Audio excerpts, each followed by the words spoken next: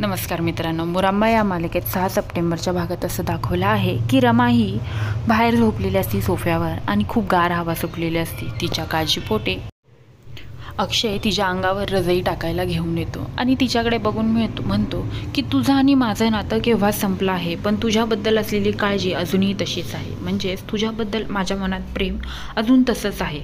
आणि इकडे रमा शांतपणे झोपलेली असते। तेवढ्यात तिकडनं वाऱ्याची झुळूक येते आणि गणपतीपुढचा दिवा हलतो आणि अक्षय धावत गणपतीपुढे जातो आणि दिव्याला हात लावतो।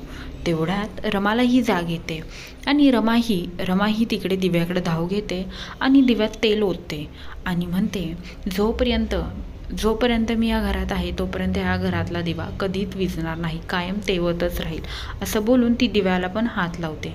आता रमा आणि अक्षय गणपतीच्या निमित्ताने का होईना पण एकमेकांच्या जवळ येत चाललेले आहेत। अक्षयच्या मनातला कुठे का होईना पण रमाचा कडवटपणा थोडाफार कमी होत चाललेला आहे, कारण की रमा एवढी चांगली वागत असते, जे कोण चुकीचं वागते त्याला ती सुनवत असते।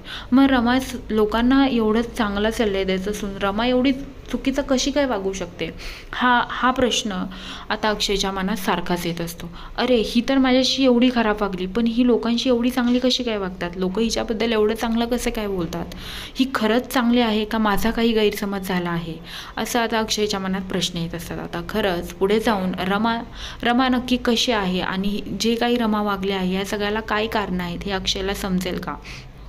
तसंच आज जी काही परिस्थिती अक्षयवर आहे, त्याच्या फॅमिलीवर आहे, ती सगळी रमामुळे नसून तर इरावतीमुळे आहे, हे अक्षयला समजेल का? तसंच रमा इरावतीचं खरं रूप अक्षयला दाखवून देईल का?